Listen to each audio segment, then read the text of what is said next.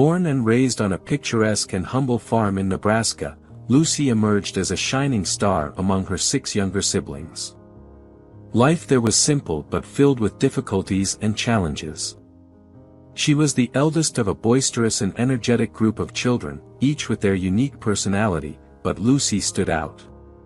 There was something in her spirit, a burning flame of determination and resilience, that made her noticeable. Her parents, Rose and Hank, were modest people who spent their days from sunrise to sunset among the cornfields and cattle pens. Rose, with her calloused hands and warm smile, always found time to care for the children and make the house a cozy home despite its simplicity. Hank, a man of few words but meaningful actions, dedicated every drop of sweat to keep the farm running and put food on the table. Both of them worked tirelessly, not for themselves, but for their children. They dreamed of a future where their children wouldn't have to go through the same challenges they faced. They had a vision, a dream nurtured in their hearts.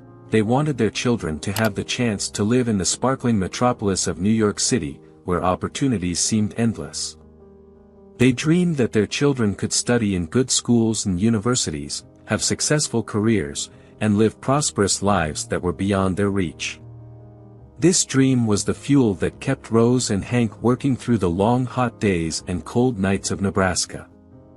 It was the promise of a better future for their children that lit up their tired faces at the end of each day. And Lucy, in her young wisdom, understood this. She grasped the love and sacrifice of her parents, and it only made the flame within her burn stronger. Amidst the simplicity of her life in the countryside, Lucy discovered an overwhelming passion that took her by surprise. Samuel, the son of the wealthy local farmer, was the embodiment of forbidden desire, the heir to a fortune who knew nothing of the toil in the fields or the value of hard-earned dollars. He had eyes as blue as the summer sky and a smile that made Lucy's heart race. And against all odds, Samuel also fell in love with Lucy. "Lucy," he said one day, as they lay on the grass beneath the starry Nebraska sky, "you're like the sun. You shine so brightly that you illuminate everything around you. I love you, Lucy." "And I love you, Samuel," Lucy responded, her heart pounding in her chest. "But our families will never accept this." "Then let's fight together," Samuel said, holding her hand. "Let's prove that our love is stronger than any prejudice." And so, they chose to live their love, a decision that sent shockwaves through their respective families. The news of their relationship caused a scandal. After all, the eldest daughter of a rural working-class family and a son of the wealthiest farmer in the region. It seemed like the plot of a romance novel, but it was their reality. And despite the disapproval from their families and the disapproving glances from their neighbors, Lucy and Samuel remained steadfast. Their love for each other was like an unquenchable flame, burning brightly despite the headwinds. Because, for them, love was not a matter of convenience or social status. It was a matter of the heart. And they were willing to fight for it, no matter what. The year Lucy turned 18 brought with it a severe drought that plagued Nebraska. The once green sea of cornfields had turned brown and parched. The cattle grew thin, and the water wells ran dry. Rose and Hank faced challenging times, their expressions laden with worry and exhaustion. Lucy, who had never witnessed such adversity before, felt a heaviness in her heart seeing her parents struggle. One day, as she watched Hank trying to mend a broken fence under the scorching sun, she made a decision. "Hank," Lucy said, approaching her father with a determination he had never seen before, "I'm going to New York City." Hank stopped what he was doing and looked at Lucy, surprised. "What? Why?" "Because I want to help. I want to give you a better life. And I want to fulfill the dream you have for us, your children," Lucy said, her voice firm despite the trembling in her heart. Hank looked at Lucy, his gaze softening. He knew he couldn't stop her. She was as stubborn and determined as he was. "And Samuel?" he asked, knowing that her decision also meant leaving her beloved behind. Lucy swallowed hard, feeling a sharp pain in her heart at the thought of Samuel. I'll have to try to forget him, she said, a solitary tear streaming down her face. And so, Lucy made a decision that would change her life forever. She would go to New York City, fulfill her parents' dream, and somehow try to forget Samuel. The life she knew was about to change drastically, but Lucy was ready to face whatever came her way. Because she knew she was doing it out of love. Love for her parents and love for herself. Lucy arrived in bustling New York City with a heart full of hope and a suitcase full of dreams. The city was a whirlwind of lights, sounds, and people, so different from the tranquil countryside of Nebraska. However, amidst the chaos, Lucy found a safe haven, a small clothing store in the heart of the Lower East Side. The store was a mix of a workshop and a boutique, a place where colorful fabrics and creative designs came to life. The owner, Agnes, was an elderly woman with bright eyes and a gentle smile. She saw something special in Lucy from the moment she laid eyes on her. "You seem to have an eye for fashion," Agnes remarked, watching Lucy flip through a fashion sketchbook. "Have you ever considered working with clothes?" Lucy looked at Agnes, surprised.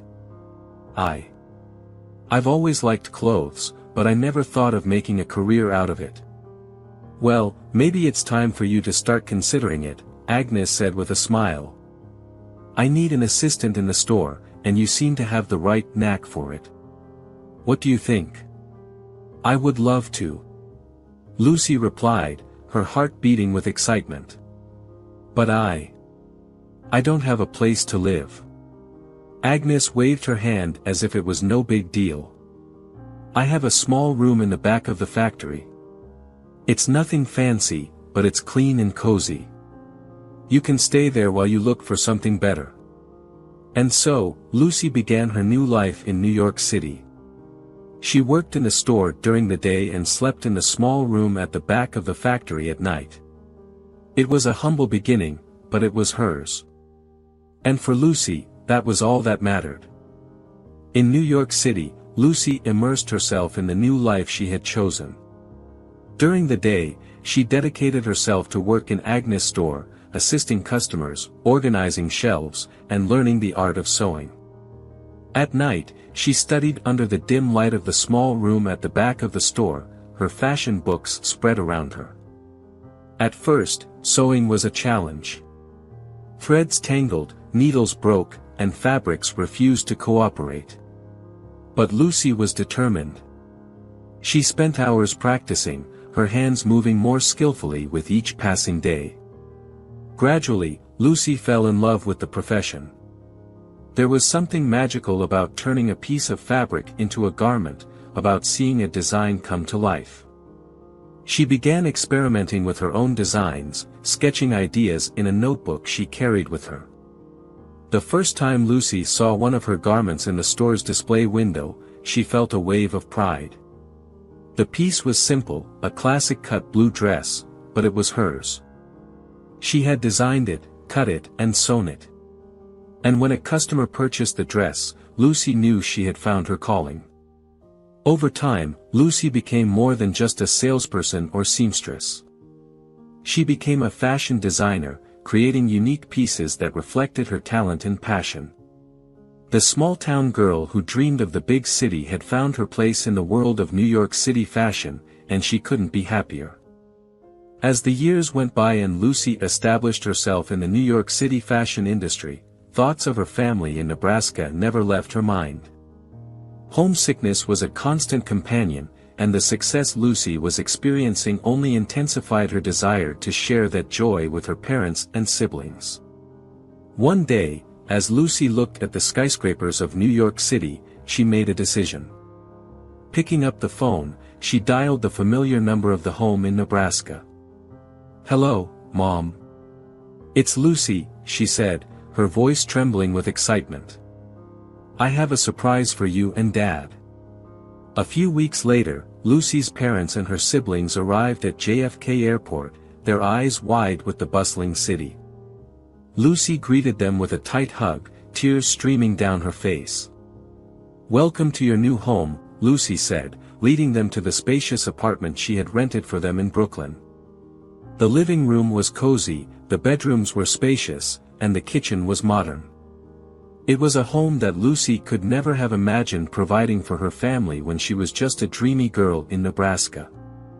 Lucy's parents looked around in disbelief. "Lucy," her mother said, her voice choked with emotion, "did you do all of this?" Lucy nodded, her heart filled with gratitude. "Yes, Mom. And it's all thanks to you and Dad. You always believed in me, even when I didn't believe in myself. Now it's my turn to take care of you." And so, Lucy managed to fulfill a dream she never thought possible, bringing her family to New York City and giving them a life they could never have imagined in Nebraska. She knew the road ahead would still be challenging, but with her family by her side, Lucy knew she could face anything. Years later, Lucy was in a small cafe in Soho, sipping a cappuccino while flipping through a fashion book when she saw him for the first time. Louis was sitting a few tables away, reading a newspaper with a serious expression on his face. Something about him reminded her of Samuel, her first love, and she couldn't help but look. When Louis looked up and saw Lucy watching him, a smile spread across his face, and he stood up to approach her. "Sorry to interrupt," he said, extending his hand. "I'm Louis. I noticed you were looking at me and thought I'd come over and introduce myself." Lucy blushed and shook Louis's hand. "I'm Lucy," she replied. "Sorry for staring, it's just that you remind me of someone I knew a long time ago." From that moment on, they talked for hours, sharing stories, laughing, and getting to know each other. The connection between Lucy and Louis was instant and deep. In no time, they began dating and fell deeply in love with each other. Their relationship was passionate and intense, and Lucy felt grateful to have found someone who understood her so well.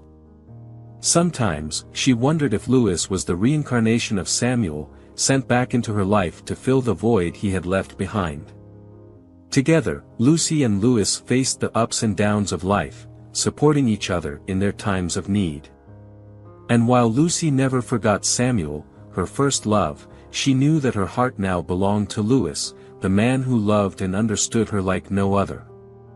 On a cold winter afternoon, Lucy was in the studio, working on a new design when Agnes, the owner of the store and workshop, entered the room with a serious look on her face. The older woman approached Lucy, her hands holding a thick envelope. "Lucy," Agnes began, her tone softer than usual. "I'm thinking of retiring. It's been many years in this business, and honestly, I think it's time for me to enjoy life while I still can." Lucy looked at Agnes, surprised. "But Agnes, what will happen to the store?" Agnes smiled, extending the envelope to Lucy. "That's what I wanted to talk to you about. I'm considering selling the store and the workshop, and I want to offer you the first opportunity to purchase it." Lucy was stunned. "Agnes, I don't know what to say." "You don't have to say anything now," Agnes replied. "Just think about it. I know you, Lucy. You're talented, passionate, and above all, you have the heart for this. I think you're the right person to carry on the legacy of this store." With Louis's support, Lucy decided to accept Agnes' offer. It was a once-in-a-lifetime opportunity, and she knew that if she let it pass, she might regret it for the rest of her life. Soon after finalizing the deal with Agnes, Lucy and Louis announced their engagement. It was a moment of celebration and joy, a new phase that promised to bring even more success and happiness to Lucy's life. It was a spring morning when Lucy received the news. Her brother's phone call, his muffled and trembling voice, the terrible reality unfolding before her, her beloved mother, Rose, had passed away. A wave of sadness engulfed Lucy, the raw and intense pain piercing her heart like a knife. The family was in mourning, the loss of their matriarch sending shockwaves through all of them. But amidst her grief, Lucy remembered her mother's words, spoken with such tenderness and hope. "I want to see you happy, Lucy. I want to see you married and loved." Despite the pain she felt, Lucy knew she had to honor her mother's wish. And so, on a beautiful autumn afternoon, Lucy walked down the aisle, dressed in a gown she had created herself, Louis waiting for her with tears in his eyes. The ceremony was beautiful and poignant. There was an empty chair in the front row, a red rose resting on the seat, symbolizing Rose's presence. Lucy missed her mother intensely, but in her heart, she knew Rose was there, watching and blessing her union with Louis.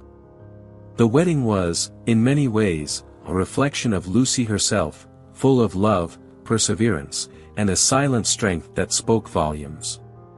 Even in the midst of sorrow, she found a reason to celebrate, to love, and to move forward, just as her mother would have wished. Just a few months after Lucy's wedding, a new storm struck the family. Hank, Lucy's kind and hard-working father, passed away. It was as if a part of him had gone with Rose, and he simply couldn't bear the pain of living without her. Lucy received the news from one of her brothers, his voice trembling on the other end of the line. "Lucy, it's Dad. He's gone." The words hit Lucy like a punch in the gut, leaving her breathless. Hank's death was a harsh blow to all of them. The family gathered once again, this time to bid farewell to the patriarch. Despite the sadness that enveloped the family, they found solace in stories and memories of Hank, his infectious laughter, and his unconditional love for all of them. During the funeral, Lucy approached her father's casket, her eyes filled with tears. "Dad," she whispered, her words meant for him alone.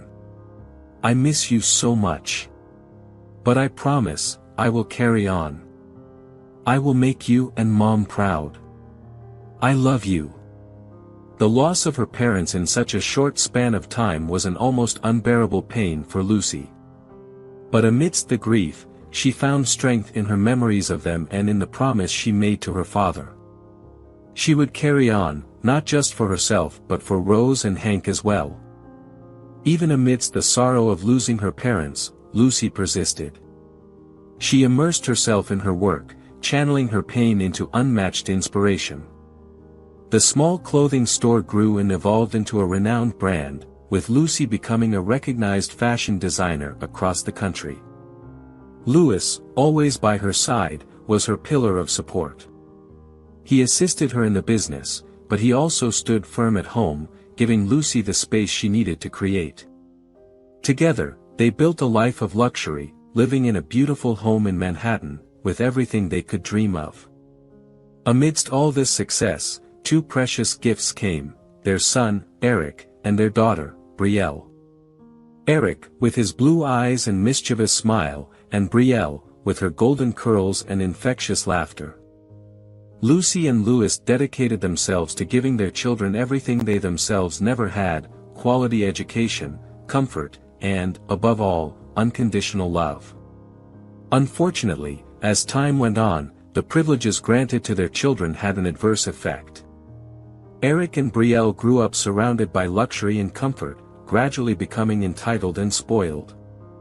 They had everything they desired, but seemed to not appreciate things in the way Lucy and Louis had hoped. "I just wish they understood the value of things, Lucy confessed one night, as she watched their children play in the living room, surrounded by expensive toys. Louis embraced her, comforting her. "They're still young, Lucy. There's still time for them to learn." Lucy nodded, but in her heart, she couldn't help but worry. She wondered if, in trying to give their children everything she never had, she had unintentionally deprived them of something far more valuable, an understanding of the true worth of things. Time continued to pass, seasons changing, and life following its natural course. However, on a cold winter morning, Lucy received news that left her devastated. Louis, her beloved husband, had suffered a fatal accident while traveling for work to a neighboring city. Eric, now 22 years old, and Brielle, 19, were also hit with the sad news.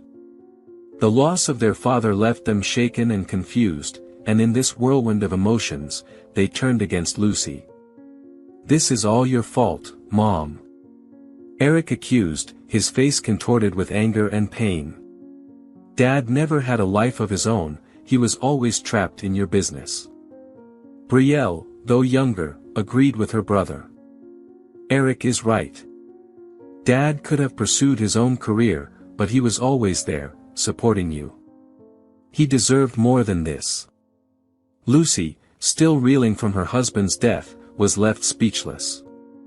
The accusations were unfair. Lewis had always been involved in the business willingly, out of love for the family, never out of obligation. "You're wrong," Lucy finally managed to say, her voice trembling with emotion. "Your father loved what he did. He never felt trapped or unhappy. He chose this." But her words fell on deaf ears. Eric and Brielle, hurt and confused by the loss of their father, sought someone to blame and chose Lucy. As a result, they distanced themselves from their mother, further increasing Lucy's pain. She had not only lost the love of her life but was now losing her children as well. 2 decades had passed since the fatal accident that took Lewis and the harmony of the family. Lucy, once a vibrant matriarch, had become a lonely widow. Her heart, once filled with laughter and love, was now empty, filled only by the work she tirelessly performed. Her children, Eric and Brielle, lived their lives apart from her, not caring to share special moments with Lucy, such as their weddings or the births of the grandchildren she longed to meet. Nonetheless, Lucy maintained a connection with them, sending a substantial portion of her store's profits every month. However, a single ray of light broke through the darkness that enveloped her life. Christine, Eric's eldest daughter, visited Lucy every week. The girl had a kind soul, unlike her parents. She admired Lucy and saw her as a source of inspiration, ignoring the venomous words Eric and Brielle spread about their grandmother. Despite her advanced age, Lucy was in robust health. She underwent regular checkups to ensure she would remain strong. During one of her visits to the hospital, she noticed something strange. The welcoming medical staff had been replaced, but Lucy, with her understanding nature, didn't think much of it. On a day that promised the usual tranquility, Lucy's routine was abruptly interrupted. Without any prior notice, Eric and Brielle appeared on her doorstep, wearing smiles that seemed plastered on their faces, as artificial as they were unexpected. Lucy, taken aback by the sudden visit, barely had time to formulate a greeting. "Good morning, Mother," Eric began, his voice sounding oddly formal. "Brielle and I decided to make a surprise visit." Lucy, still astonished by their presence, managed to utter weakly, "Oh, what a surprise, my dears. It wasn't necessary." Before she could inquire about the reason for the visit, the door swung open again, and a team of nurses entered the room. They wore pristine white uniforms and moved with an unsettling efficiency, gathering her personal belongings and preparing her for an unknown journey. "What's happening? Where are we going?" Lucy asked, the confusion deepening on her face. Brielle, maintaining her fake smile, replied, "Mom, we thought it would be best for you to move to a place where you can receive specialized care. A psychiatric hospital in the mountains. It's a beautiful place, you'll love it." But the truth was different. They were taking her to a distant, isolated place in the heart of the mountains, away from prying eyes, where Lucy would have no voice to question or fight against her children's betrayal. Eric and Brielle had plotted a cunning scheme. By bribing doctors from the new hospital team and the hospital director, they managed to have Lucy admitted to the psychiatric hospital without her knowledge or consent. In doing so, they took control of all her assets, while Lucy, betrayed by her own children, was taken away from everything she knew and loved. 2 long months had dragged on since Lucy had been deposited in that psychiatric hospital, a cold and impersonal place that bore no resemblance to the warm home she had built. That morning, however, a twist promised to change the monotonous routine. Christine, her granddaughter who always swam against the current, appeared unexpectedly, bringing with her the fury of a whirlwind. "Grandma, I can't believe what Dad and Aunt Brielle did to you. It's unacceptable." Christine raged, the words pouring out uncontrollably. Lucy, though sharing Christine's indignation, calmly requested, "Christine, my dear, I know. But we must remain calm. Nothing will be resolved with anger." Mid-conversation, the door swung open, revealing Eric and Brielle. They had discovered Christine's escape and were furious. "Christine, how dare you disobey and come here?" Brielle snarled, her voice filled with venom. "You have no right to keep her here against her will." Christine retorted, her voice vibrant with defiance. Eric advanced toward Christine, but Lucy interposed herself. "Eric, Brielle, you're too late. Christine and I have already made up our minds about what to do." The surprise on Eric and Brielle's faces was indescribable. However, Lucy and Christine were already one step ahead. They would no longer allow injustice to prevail. Lucy and Christine, despite their apparent fragility, had meticulously prepared their defense. Christine, cunning and intelligent like her grandmother, had intercepted a revealing conversation between her father and aunt, which exposed their dark plan of guardianship. The recording was the evidence they needed to expose the deceitful scheme. Just as Eric and Brielle entered the room, the previously silent television suddenly came to life. Familiar voices filled the space, echoing through the hospital speakers. It was the audio of that incriminating conversation, the irrefutable proof of Eric and Brielle's betrayal.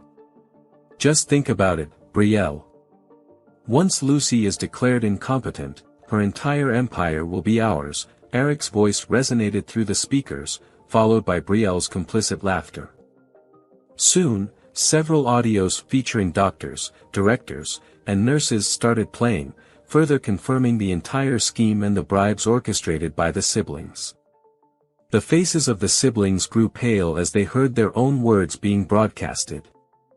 They looked around, seeking an escape, but the trap had already closed. The door swung open once again, this time revealing the imposing figures of two police officers. "Eric and Brielle Johnson," one of them asked, looking at a sheet of paper in his hands. "You are under arrest for conspiracy and attempted fraud." The room fell into a shocking silence, broken only by Brielle's sobs and Eric's protests. Lucy and Christine, finally, could breathe a sigh of relief. Justice had been served. Lucy, observing her children in handcuffs, felt a sharp pain pierce her heart. The scene was brutally sad, but necessary. Eric and Brielle needed to learn a lesson, and sometimes, the harshest lessons are the most impactful. She stepped forward, her gaze blending immense sadness with the determination of a warrior, and said, "I have loved you since the moment you were born, and I will always love you. But the love I have for you doesn't blind me to your flaws. You needed to learn, and I hope, from the bottom of my heart, that this is the lesson you needed." Lucy's story, which unfolded from a humble farm in Nebraska to the glittering lights of New York City, was a saga of epic proportions. Her journey was marked by love and betrayal, by staggering successes and devastating losses. She proved to the world that even in the face of the harshest adversity, the strength to resist and overcome can be found within us. Lucy, the country girl who became an acclaimed fashion designer, was more than just a famous name in the fashion industry. She became a symbol of resilience and determination. And now, with Christine, her granddaughter and protégée, by her side, Lucy's story was destined to continue. Even in the midst of adversity, Lucy never ceased to look towards the future, and that was her greatest strength. We hope you enjoyed the story. Don't forget to leave a like and share your thoughts in the comments. Until the next video.